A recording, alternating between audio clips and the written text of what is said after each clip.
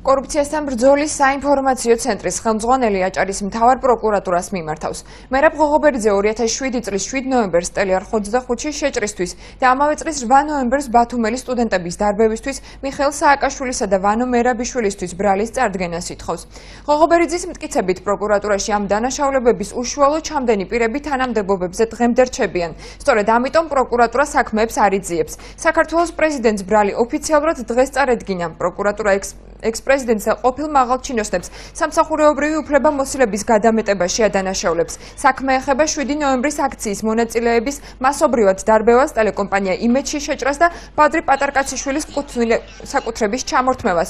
ყოფილ პრეზიდენტს 5-დან 8 წლამდე პატიმრობა ემუქრება. შეგახსენებთ 2007 წლის 7 ნოემბერს საქართველოში 3 ტელეკომპანია დაიხურა, მათ შორის ტელეარხი 25-იც. იმედის ტელევიზიის დარბევისათვის სამწუხაროა ის, რომ არ გახსენებიათ რატომღაც საქართველოს პროკურატურას, რომ იმავე დღეს, იმავე საათებში აჭარაში ერთადერთ დამოუკიდებელ ტელევიზიას იმ პერიოდისათვის ტელეარხი 25-ს შეიჭრა სპეცრაზმი ქართივაძის ხელმძღვანელობით, დავით ბედიას ხელმძღვანელობით, რომლებიც ემორჩილებოდნენ უშუალოდ ვანო მერაბიშვილს და მიხეილ სააკაშვილს.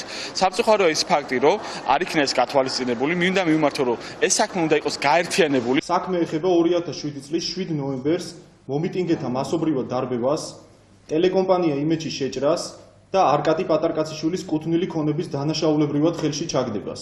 მიხეილ სააკაშვილის, ივანე მერაბიშვილის, ზურაბ ადეიშვილის, დავით კეზერაშვილის და გიორგი უგულავას მიმართ გამოტანილია ბრალდების შესახებ დადგენილებები სამსახურებრივი უფლებამოსილების გადამეტებისათვის.